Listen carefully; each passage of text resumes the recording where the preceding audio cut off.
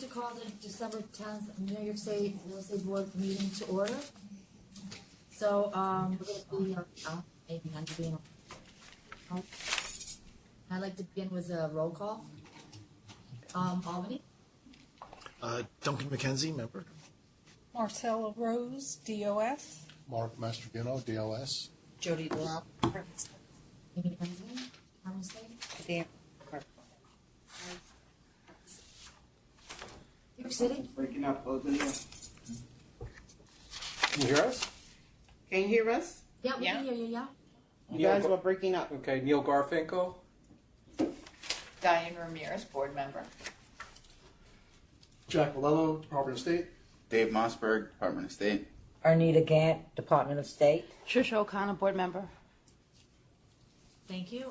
In Buffalo, there doesn't appear to be anybody in our Buffalo office. Okay, so that shows that there's not a quorum, correct, Dave? Correct. I believe we only have 5 board members in attendance. Albany cut out for a little bit, so we couldn't hear everybody, but I think only Duncan was available from Albany. Right. That's correct. Yeah. Yeah. So there's not a quorum today. Okay, so we'll start with going over the department reports. Enforcement report, Renee Gant. Yes, good morning. I'm just going to share a little bit of our complaint activity data where we're closing out at the end of the year. We have currently open 546 cases pending investigation. Since June, our last board meeting, we've closed 178 complaints. 20% of those complaints were closed with no action by the department. The other 80% went on for investigation, and some of them might still be pending investigation. The number of cases that were closed, 15% of those cases warranted or was referred to a hearing, and the rest of the cases were closed with no disciplinary action being done by the department. Since June of 2018, we closed. No, since October 2017 of last year, we received 10 real estate complaints involving C&D, cease and desist zone issues. Of the 10 that we received, 9 of them were closed, and 1 of them is pending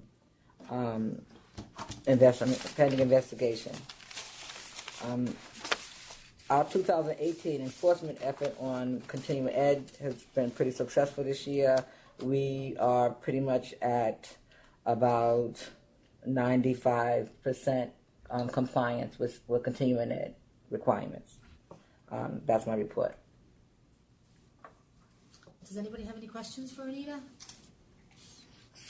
Okay, thank you, Anita. I have a question. Okay. Oh, someone has a question. Sorry, the C and D. When someone violates the C and D, they are. You said 9 was closed out of the 10, right? Yes. So, if they weren't closed, then that individual will be fined. That's what happens. Well, closed can be considered both with no action and with some disciplinary action. And I believe of the 9 that was closed, 2 of them were referred to our counsel's office for review, and the other one was closed with no violation or no merit. Okay.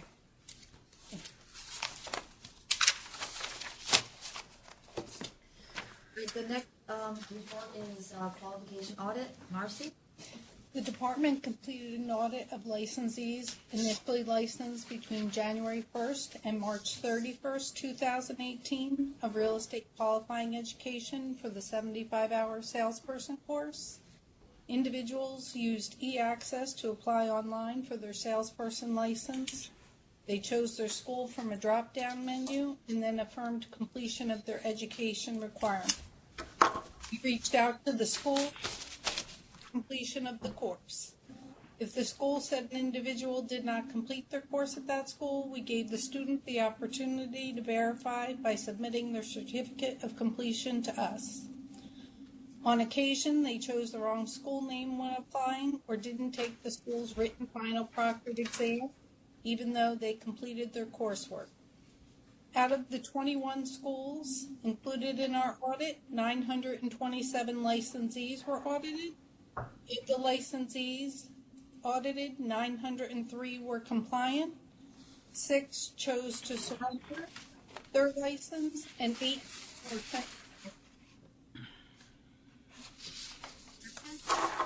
Is that a steady number from year to year? Does it fluctuate? the The percentage. is about the same. About the same, okay, so Yes. there hasn't been a spike upward or a big drop, it's just kind of pretty flat, Yeah, pretty interesting, consistent. so. Yeah. I think that you find mostly that they just don't realize they have to take an exam at the end of the course. You know, it's rather lying when they are applying for the license. Yeah, I suppose that's the better of the two, right? it is. Misunderstanding's better than, I have a question.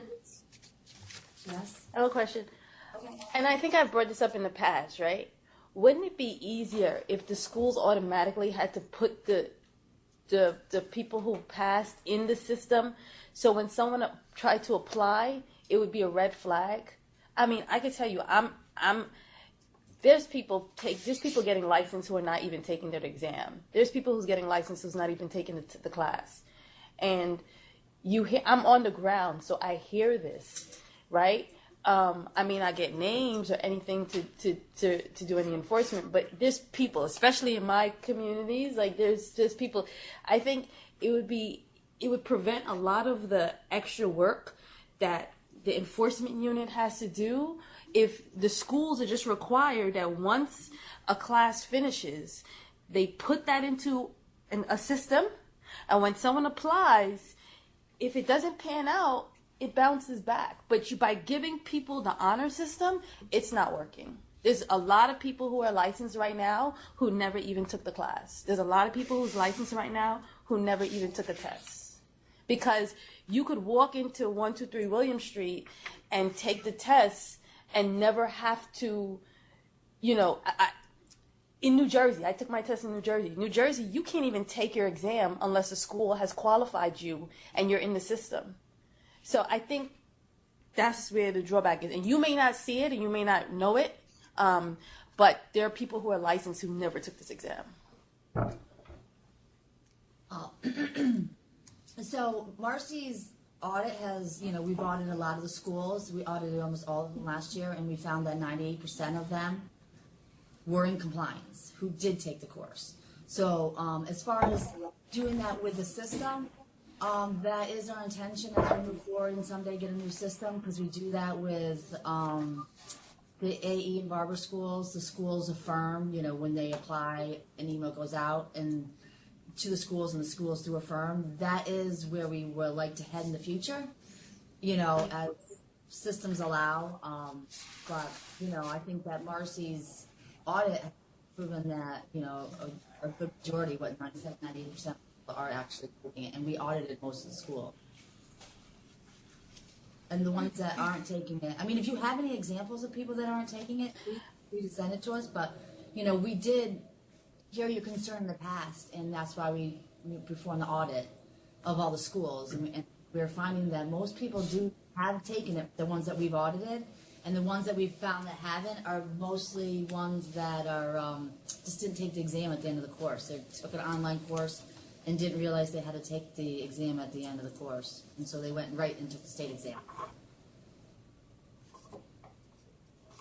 My recollection was that about 3 years ago you had done an audit, and there was about a 30% non-compliant response. Is that, and obviously since that time it seems to have, I know we did a big outreach to make sure that people were being compliant.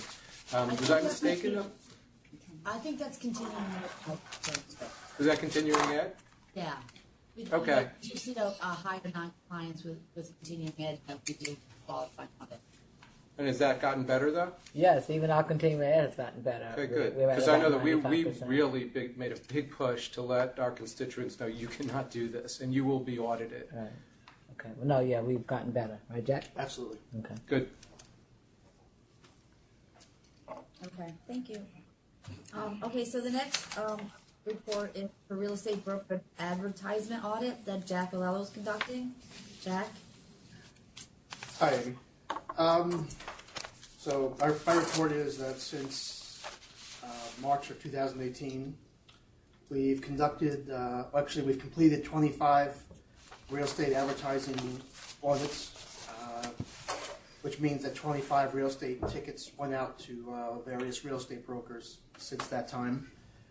Of the 25 tickets that we sent to the brokers, 23 brokers have settled their cases by signing consent orders and paying various fines. 2 of the 25 cases are with counsel's office pending review and final disposition. Thus far, this year, the Department of State has collected $81,000 in fines in connection with the 23 cases that were settled. 21 of the settled cases involved commercial real estate brokers. The fines have ranged from $1,000 to $11,000. And as it stands now, we have approximately 27 pending audits of other real estate brokers' advertisements that are at different stages of completion. And of those 27, all but one involve commercial real estate brokers. So that's where we are today with the real estate advertising ticket program. Jack, to be clear though, when you say advertising, you were specifically referring to titles though, correct? Absolutely, right. These are, that's true. We're talking about the regs that went into effect a few years ago. So these are purely advertising title issues. You mean Title like using issues. vice president, stuff like that? That's Exactly, what he means, right? Okay. So, Trisha O'Connor. Advertising, once again, I see a lot of advertising from real estate agents that have no last name, no title, no company, no nothing, because that's the way to lure in the consumers, right? If consumers think that they're dealing with a principal versus a broker at times, they're more willing to answer to that call. So if you go to certain websites like Craigslist or even local newspapers, you will see tons and tons of ads from real estate professionals who are blind ads. The other thing is that I brought up in a previous meeting that the same way the mortgage and banking industry has to put their license number, I don't think it's a harm to add your license number to our marketing. That one makes you understand who is a real estate professional and who is an investor or a homeowner. And it also lets the public know that people are licensed. A lot of people don't know that in order to be a real estate broker or agent, you have to go through qualification. They don't even know that the Department of State exists. So by having a license number, just like contractors do and mortgage companies do, I think it will better protect the consumer. There's a lot of people out there who are performing services for someone who are not licensed, and the public doesn't know the difference. I think that the regulations don't require that they put the license number within the Right, that's what I'm saying. It should. So if that's how you feel, we could bring it up at the next board meeting and discuss it under new business and let all the board members discuss it and determine whether they want to bring it to the subcommittee to be addressed. Well, we did discuss it in a previous meeting because I brought this up before, and I also brought it up in email that this is a big issue. I'm telling you, especially in my communities, there's a big issue. And I brought it up previously, and they had spoken about putting it in the subcommittee and discussing it, but we never moved on it. So if maybe perhaps the subcommittee could talk about it, but this is a big issue, a really big issue. Okay, Well, I'd like we to can add- add it to the subcommittee meeting. What does the rest of the board members think? Yes, sir. Discuss it. Okay, existing subcommittee for advertising, so we can add it to that agenda. Well, I just wanted to note that the audit that we just recently conducted and we're still conducting, that's in reference to titles. So we didn't audit, but if you get information where people are putting in blind ads or improper advertising, you could always file a complaint with us and we would look into it. I think it's bigger than me. Like my time, Or I don't anywhere. have it. It's a big issue. So it's not like one-offs. I mean, there are tons. You go on Craigslist, tons. You go on papers, there's tons.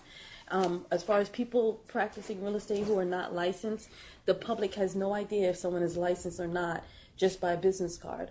But because the mortgage company does it and contractors do it, I don't think it's a harm. And I'm a real estate professional, so it's something that I will have to change as well. But I don't think it's a harm in putting a license number. I don't really think real estate agents will scream about that, because you are licensed and you are doing what you're supposed to be doing, so you have no fear. Like, what are you hiding?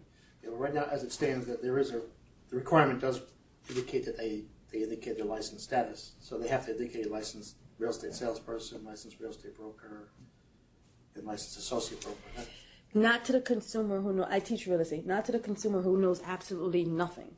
To them, that means nothing, because anyone could put. There's a lot of fraud out there. That's why people are going through what they're going through. There's a lot of fraud. Anyone could put salesperson on there, and they are not licensed at all. But a license number holds weight, makes people know that there's a higher authority that they can reference, and it shows an individual number. And it's not something I'm just like creating out of the air. Mortgage companies are required to. Mortgage lenders are required to do it. So what's the difference with us?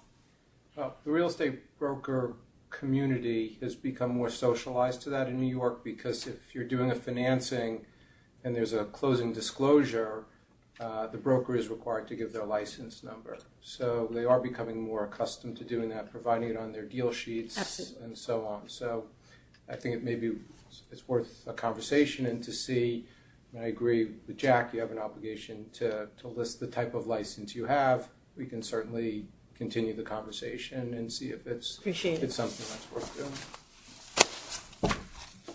Jack, why did you focus on commercial entities? Well, that was by the instructions that I received back in the spring when we started. Okay, so that wasn't your decision, that was from somebody else? Well, if I can, so I know that there was some confusion in the industry as to whether or not there were separate rules under Article 12A or the regs, seemingly that some would apply to the residential side versus the commercial side. And so to address that concern, which was also previously discussed at board meetings, I think it was an intentional effort by the department to examine those industries that may have traditionally thought that there were different rules that applied to them. And so that's why I believe the department thought it was appropriate to look at the commercial side, which has traditionally not received as much attention. But I do believe that we look at residential as well as. We have some, and we have some in the hopper, so to speak, that involve residential. So they're not being ignored either. That's for sure. Well, that may be true, but 20-something of the 29 were all commercial entities that were fined or otherwise sanctioned. Is that correct? Right. That is true. 23 of the 25. I'm sorry, 21 of the 23 that have settled by paying fines have been commercial real estate brokers. That's correct. But that doesn't mean that in the future that we can focus some of our efforts on the residential side as well. So if you thought that the commercial entities were under the impression they had different rules, why did you go this kind of a stick route rather than go to them and do an outreach effort to commercial entities to remind them that, yes, you do have to follow the same rule as residential folks? If I can, so the department, we issued the regulation, and at the time of the regulation, this was obviously discussed at the board meetings.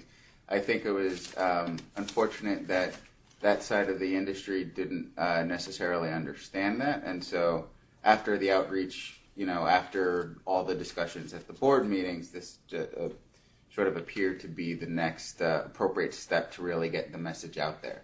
Because we had made that effort before, particularly at the time that the rulemaking was originally promulgated.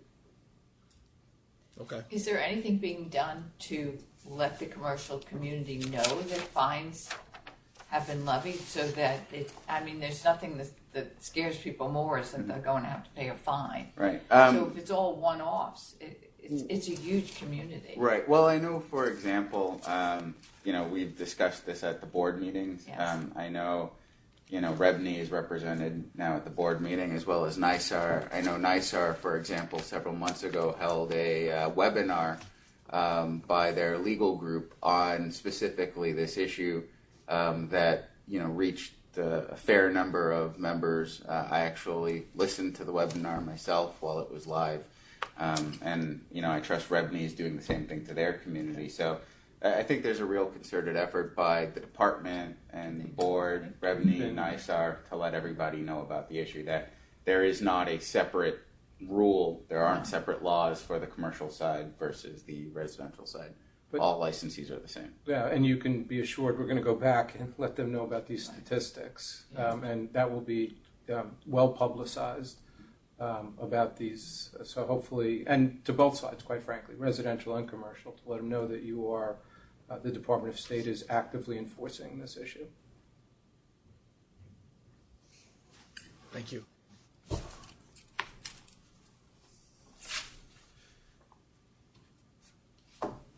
Okay. So the next topic is the real estate broker course curriculum. Mark?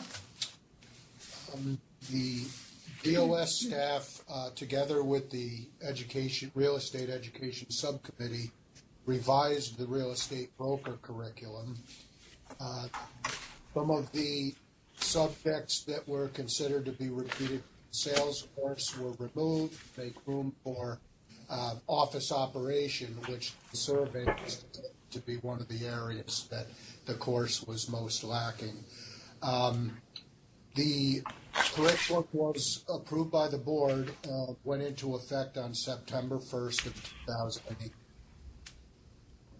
In May of this year, we provided the schools with the new curriculum, informed them that students enrolling in this course on or after September 1st must be offered the new curriculum.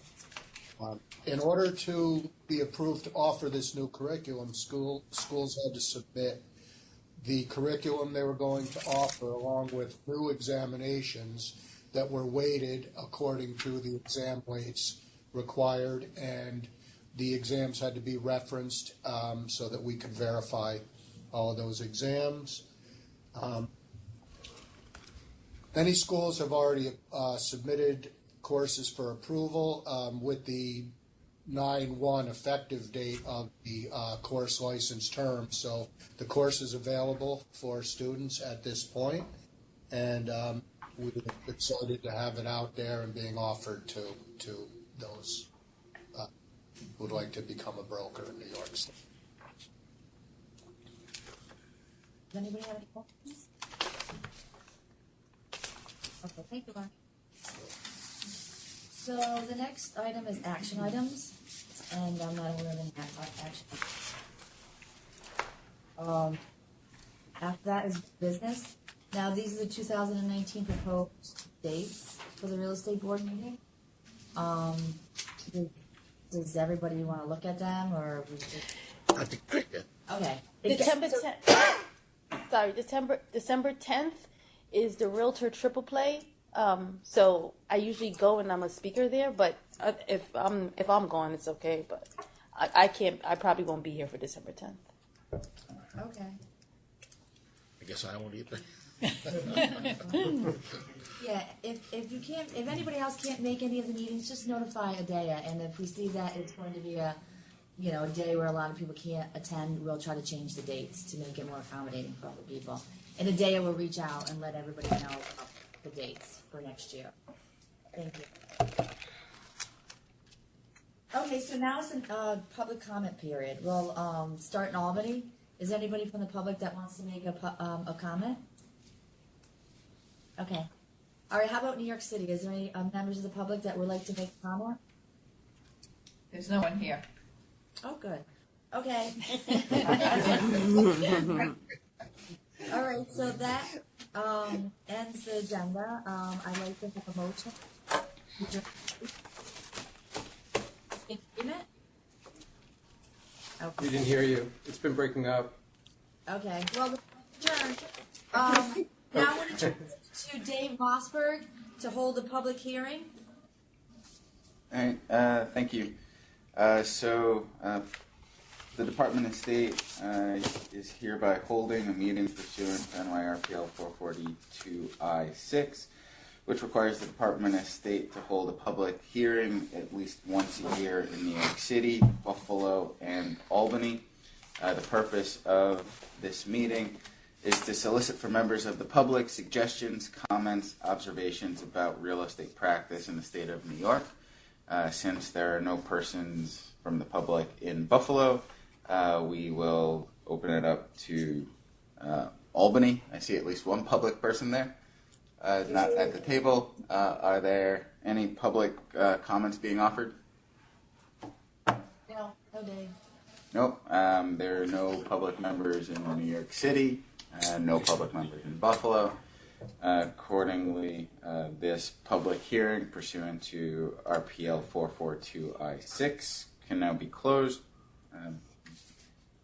That's it. I have one more thing. Oh, I guess not. No, I have something else to say. Sorry. When you're finished. For the board? Yeah. It's too late, right? No. I just wanted to let everyone know that there's an ethics class on January 10th. Like, sometimes we miss the date.